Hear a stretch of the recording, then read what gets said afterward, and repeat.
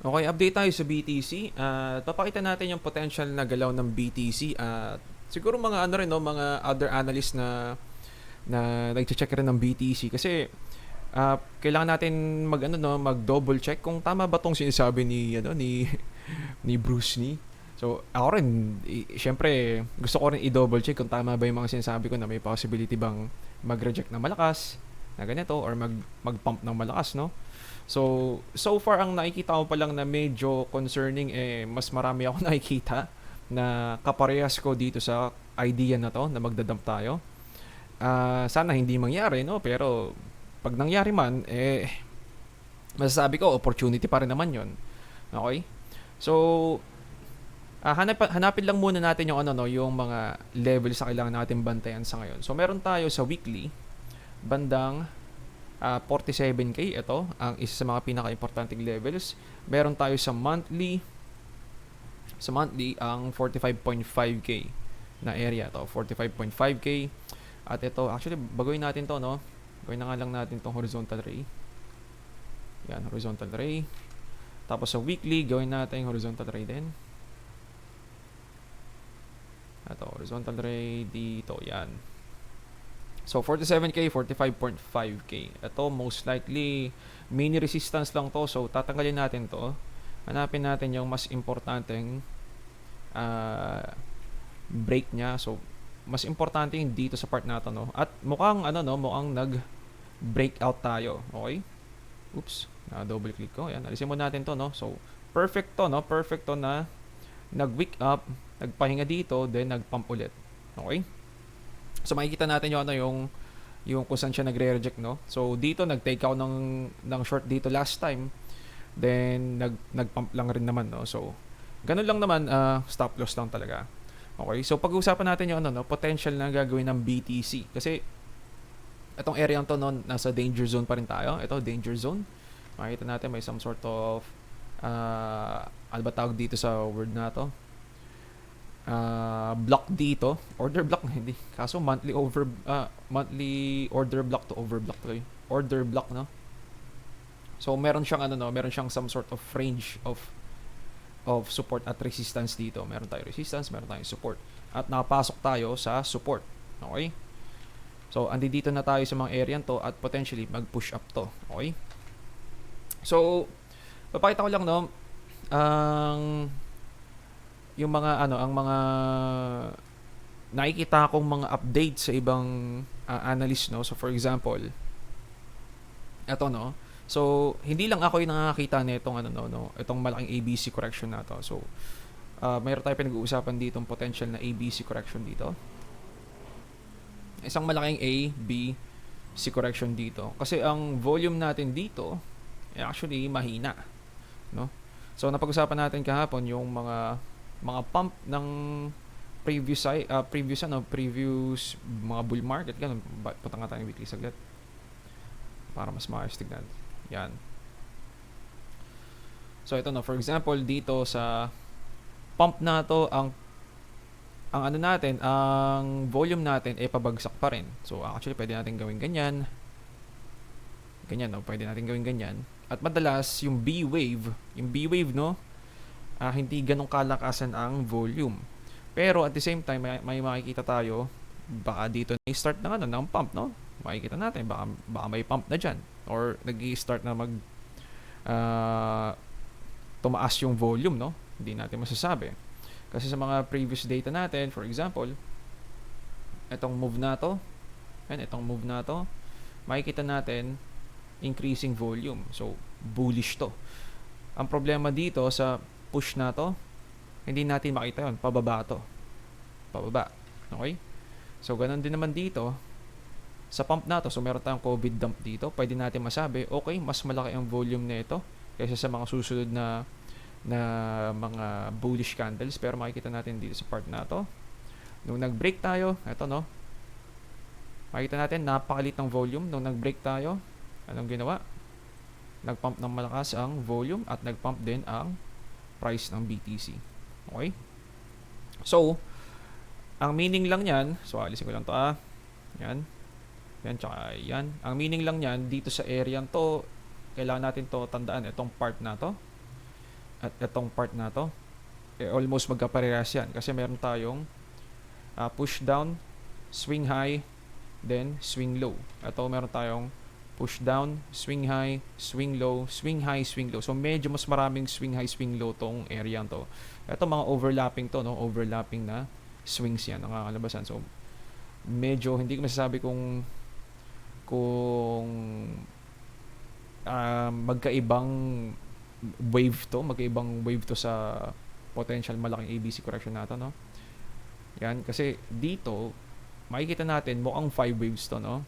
1, 2, 3, 4, 5, no?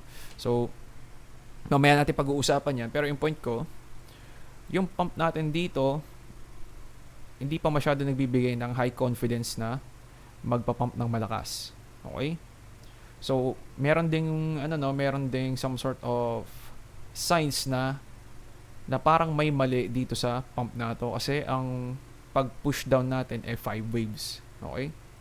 Mamaya i-explain ko kung bakit. Pero pakita muna natin ito, no? So hindi lang ako yung nakakita ng ng ABC correction na malaking ganito. So bandang dito rin yung niya, target niya, no, sa bandang 47k or 45k. Tingnan lang natin yung niya, yung analysis niya dito. So possible daw pumunta pa ng 786, mga bandang 50k yung sa kanya, no? Okay, meron siyang nasa Bybit siya. So meron siyang Fibonacci extension at meron siyang 1 fib dito sa area of resistance na to at meron siyang ascending channel. Okay, tignan natin, alisin mo natin yung volume natin. Yan, actually lahat burahin natin, no? Yan. So tignan natin, meron tayong parallel channel ilalim hanggang dun sa yan, dito siguro, yan, banda dyan. Ito ata yung gusto nyo gawin. Then meron siyang fib extension mula dito papunta dito. Bakit hindi pasok?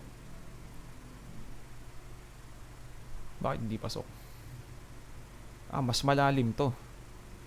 Kasi Bybit. Okay.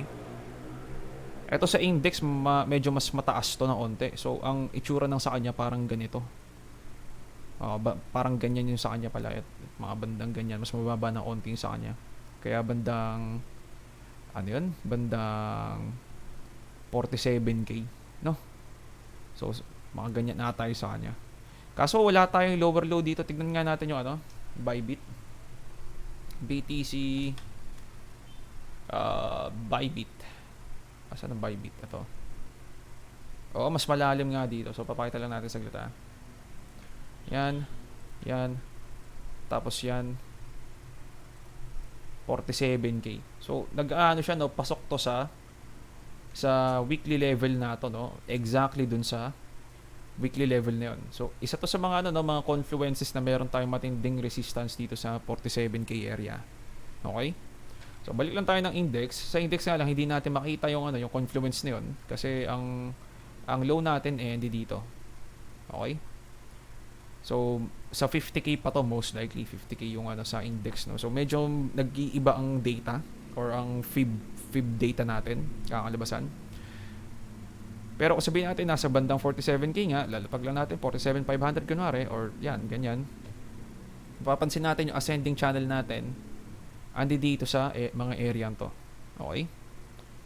Andiyan sa mga area yan. Hindi natin sure kung 47,500 or baka 45k lang, hindi natin sure. Okay? At potentially bumagsak. Okay? So bakit ganon? Mamaya i-explain natin. So ang sunod, pinakita niya na to, no? Ano pa ba? Meron pa bang importante dito? Pinag-uusapan niya rin dito yung volume, no? So actually nakapag-post na ako ng video kahapon. Then after 2 hours nag-post din siya. Mas maaga tayo ng 2 hours sa kanya.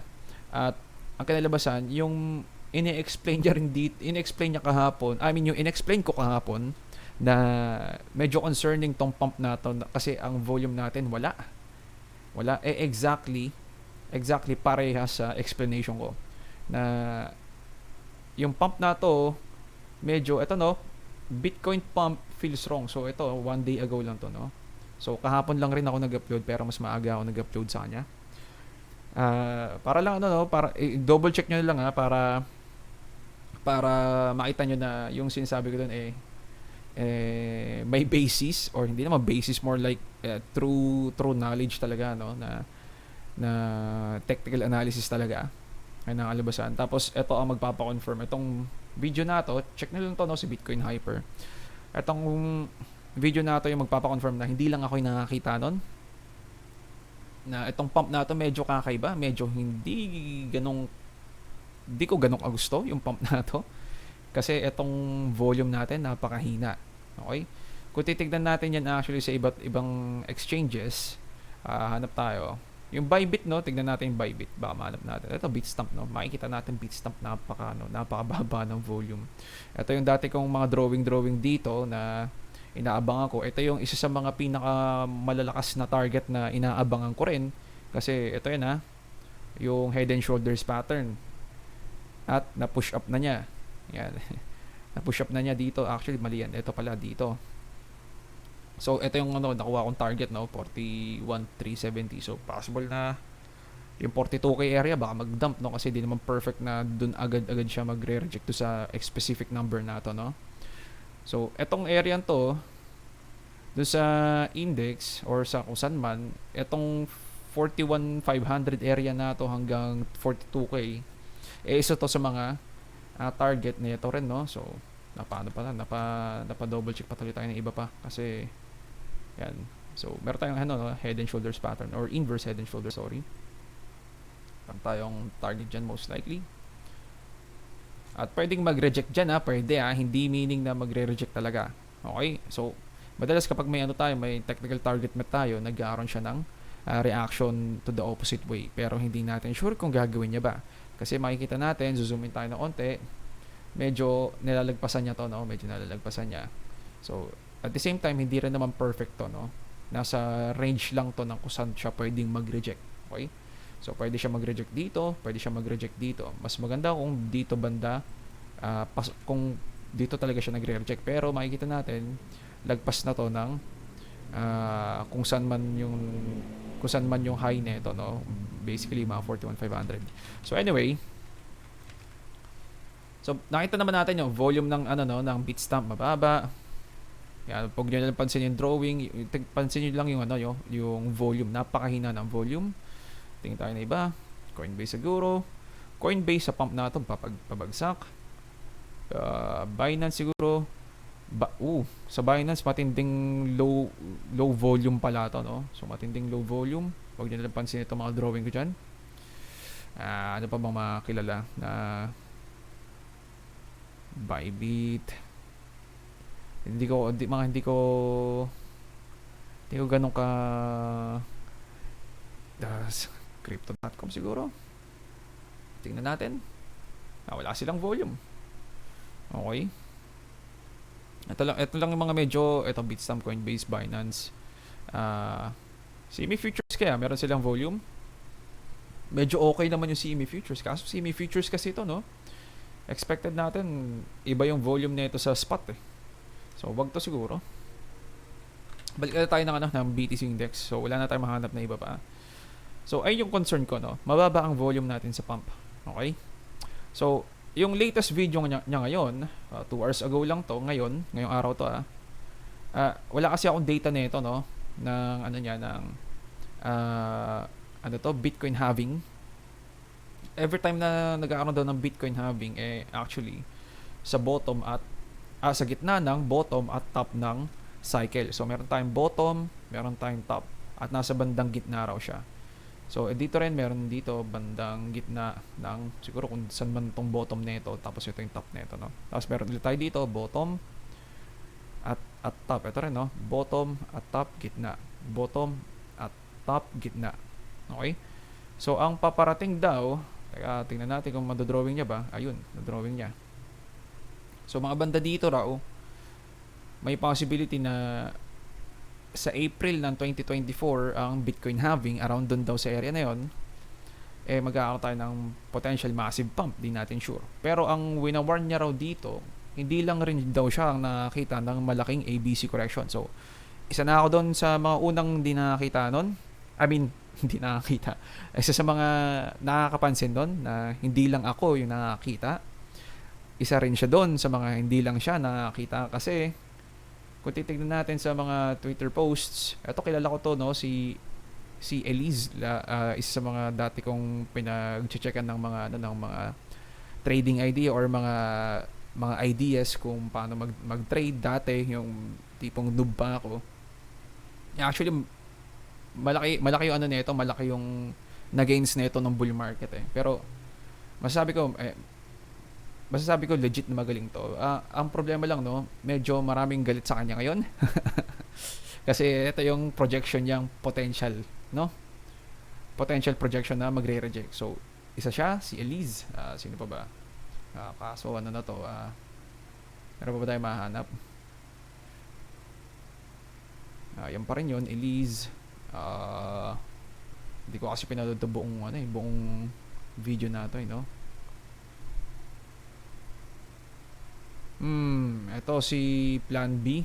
Kasi yung si Plan B dati, nagkaroon na siya ng maling call eh, no? Maling idea dito. So, mukhang hindi na sinusundan yung stock to flow model niya. Meron pa ba? So, ay lang problema, no. Meron pa dapat isa pa eh. Hindi ko na mahanap. Pero yung point ko lang dito, medyo hindi lang tayo ang nakakita ng potential ABC correction na malaki. Okay? So, may possibility 'yon. May possibility rin na mag-breakout tayo. So, pinakita ko kanina, no, itong area to, kailangan niya ma-break ng matindi para maging bullish tayo. Like dun sa area na to. Meron tayong swing high dito. Binrake natin dito sa area to. Ito. Tuloy-tuloy din siya ang nag-pump. Okay? So, ganun din dito yan sa area to, no? So, kailangan lang natin pag-ingatan tong part na to. So, ang masasabi ko, no, nag-short ako dito sa mga sa mga bandang 42k, pero nag-higher high na naman siya. Makikita niyo yung H dun sa taas, ito. 42,391, no? 0.49. Ang kinalabasan, nag-higher high na naman siya. So, nabingwit na naman ako, no? Ang problema dito sa pag-short ngayon ulit, medyo wala na siyang any type of pinpoint resistance. So, for example, ito ang susunod na pinpoint resistance. Titingin tayo ng monthly. Yung mga tipong pinpoint resistance na malalakas, titingin tayo ng monthly. Dito na yung susunod. Yan. At ang susunod dito, ito, support na to. No, support na yan. So, itong tatlong to, no? So, ibig sabihin, nasa loob tayo ng malaking range na to na ito, no? Pinag-bouncean, pinag-rejectan, then breakdown. Ito ngayon, ang ginagawa, nagbe-breakout naman tayo. So, may possibility na dito sa mga area to, baka may malaking type of resistance dyan sa area yan. Okay? So, kaya natin sinasabi sa mga iba pang videos natin na in case na mag-break tayo dito, baka napaka-bullish na nun. Okay? Masasabi ko, highly bullish at potentially high chance na bull market na. Okay? So, ito, importante itong part na to. Okay? So, i-explain na natin to, no, kung bakit may chance pa rin ang ABC correction na to, no? Itong malaking, nasa na yun? Yung pinapakita niya. Kaso ganito lang kasi yung drawing niya, no? Nasaan yun? Yan, itong A, B, C correction. So, pakita natin. Punta tayo ng weekly. Yan, punta tayo weekly. Burahin natin to lahat. Yan, burahin natin lahat. Meron tayo dito, ang umpisa, no? Na 5 waves. No? 5 waves. Ito yung isa sa mga hindi ko ganun kagustong indication na kung bakit hindi pa tapos yung bear market. Kaya natin nakikita yung mga potential na lower low na ganun. Kasi ito dapat, kapag may 5 waves tayo, nagkakaroon yan ng total of 3 waves. At least sa minimum na 3 waves dapat. So, meron tayong 1, 2, 3. Okay? Ibig sabihin, meron dapat to 5, 3, 5. So, meron na tayong potential na 1, 2, 3 dito. Okay? At susunod dito, 1, 2, 3, 4, 5. Kaya yung mga nakikita natin dito, ito, nasa na yun? Kaya yung mga nakikita natin dito, nagsasabi pa na may potential pang downside kasi napakalaking A, B, C correction nito. Okay? Hindi lang natin sure kung gaano kalaki.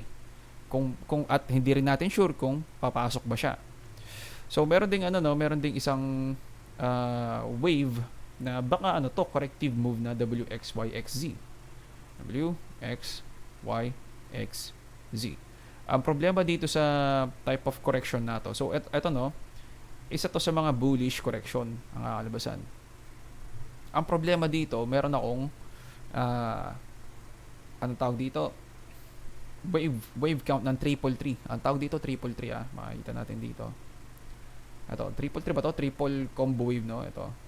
So, potentially, ito yan, Saan yun?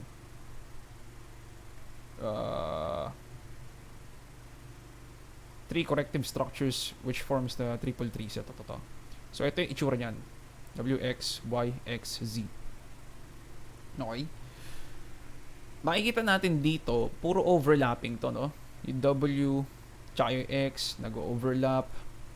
Yung Y, tapos itong mga corrective move dito, nag-overlap. Madalas ang mga corrective move nag-overlap. Okay? Pero dito, hindi natin makitang nag-overlap. Dapat ganito ang itsura niyan. Para masabi natin, okay, WXYXZ siya na type of correction. So, sa ngayon, hindi ko masabing, WXYXZ na correction siya. Hindi rin ako ganun kapamilyar dito, no? Hindi rin ako ganun kapamilyar dito. Pero kung titignan ko yung structure nito, puro overlapping to. No? Pati rin dito, kahit ano man tignan natin dito, puro overlapping to. So, kahit din dito, iba na to.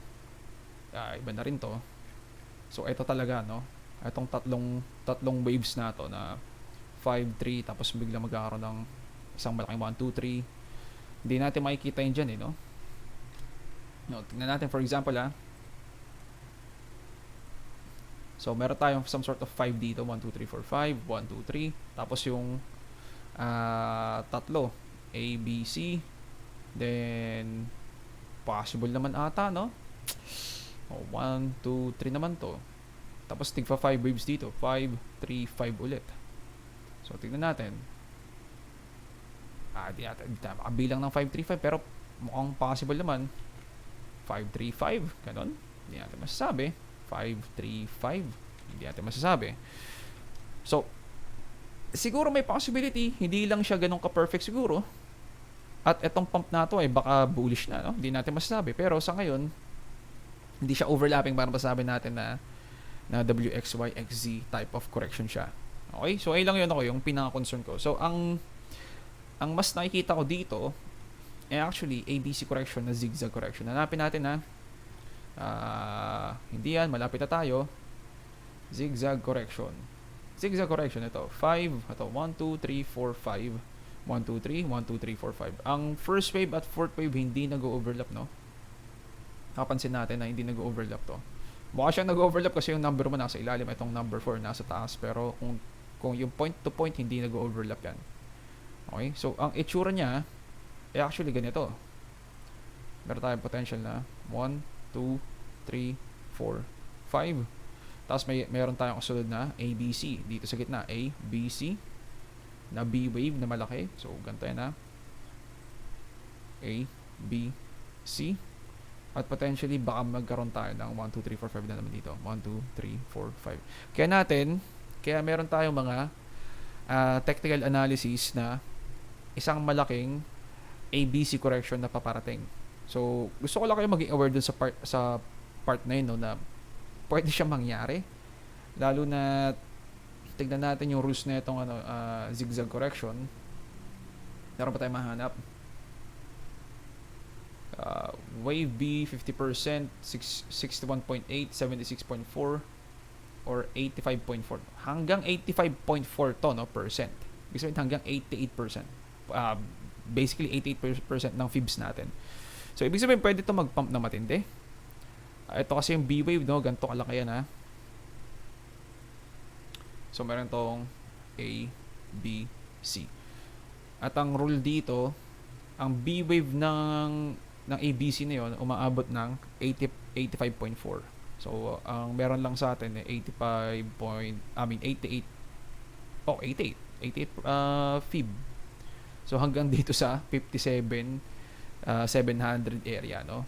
Or basically baka mga bandang 57k dun sa 85% na yun, no? Kaya isa sa mga importante tong 618, So ang kailangan lang natin pag-ingatan, at least sa rules ng impulse wave theory, sa ABC correction, umaabot siya ng 85.4%, 76.4. Ito, no? Basically, 786 area yon. So, dito banda, medyo siya, no?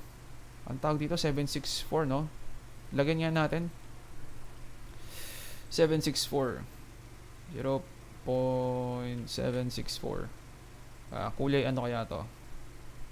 O nating orange. Yan. Okay. So, ando dun siya sa swing high, no? Exactly dun sa swing high. Neto. So, isa to may confluence tayo dito sa 764, no? So, kailangan din natin ma-check to, no? In case na magpapump tayo, pwede tayo mag-reject dito as minimum target. Hindi naman minimum target to, as target pala ng B-wave. Okay? So, kapag nag-reject tayo ng malakas dyan, at nakabalik tayo dito sa mga levels na to, 31k, expect natin itong malaking C-wave na itong kakalabasan. Okay? So, nasabi ko na ba na hindi na ako masyado nag-short dito kasi wala, ang susunod na targets dito na, no? So, ayun lang nga, pinapaalala ko lang, no? Dito sa mga area to, masasabi ko, both medyo pangit mag-long at mag-short. Okay? Kasi wala na tayong levels dito for shorting at resistance level to ng pump na to, no? Resistance level ng pump na to. Kaya yung long din medyo hindi rin ganun ka-ideal. Okay? Magiging ideal lang ang long kapag nakakita tayo ng some sort of rejection. At doon tayo pwede mag-take ng long position para mag-push up pa ng higher. Okay? Ganun din naman sa resistance or sa shorts. Kapag nag-reject na tayo dito, nakakita tayo ng some sort of downtrend na maliit, ganyan, lower high potential, mag-short dito, then dump. So sa ngayon hindi na ako masyado nagte-take ng trades dito kasi lagpas na tayo sa mga importanteng levels, yung 41k, 42k. So 42k wala na siya sa mga levels na inaabangan natin, siguro mga mini levels lang to, no? Ito for example, mini levels lang to.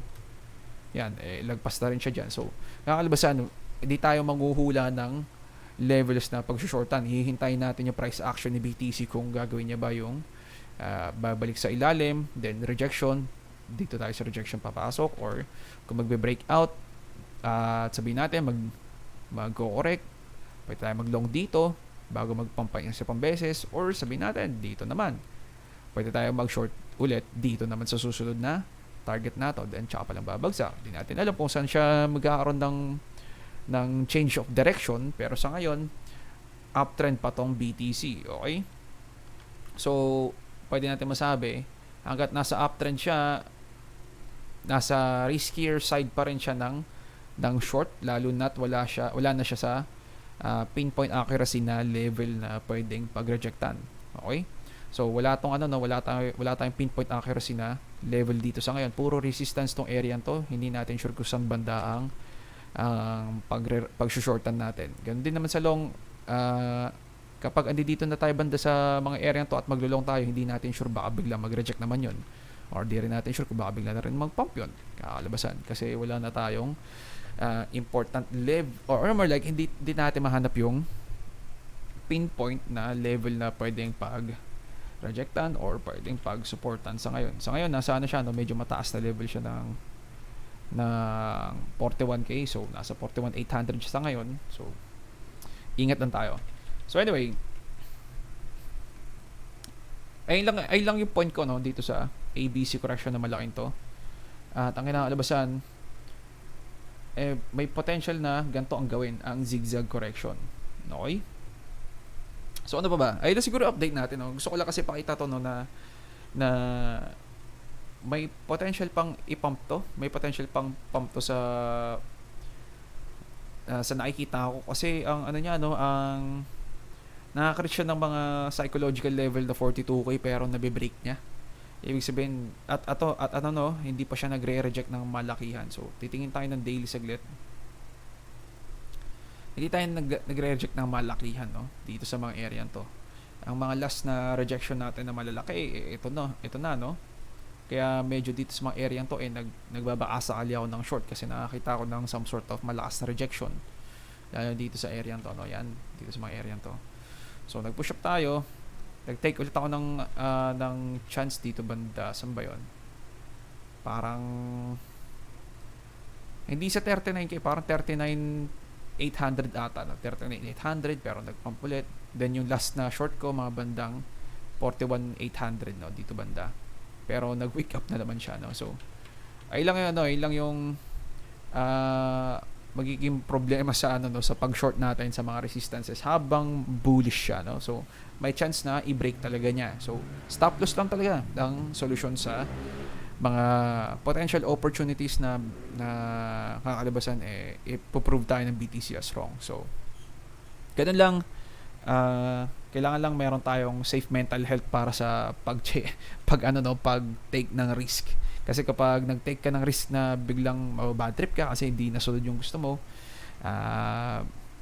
magiging prone to revenge trade or prone to emotions na magte-trade ka ng hindi mo na masyado iniisip yung gagawin mo diyan. Delikado 'yun para sa pera mo most likely, no? So, ayun lang siguro update natin. Ano pa ba? So, summary lang, itong move na to, hindi lang ako nakakita nito.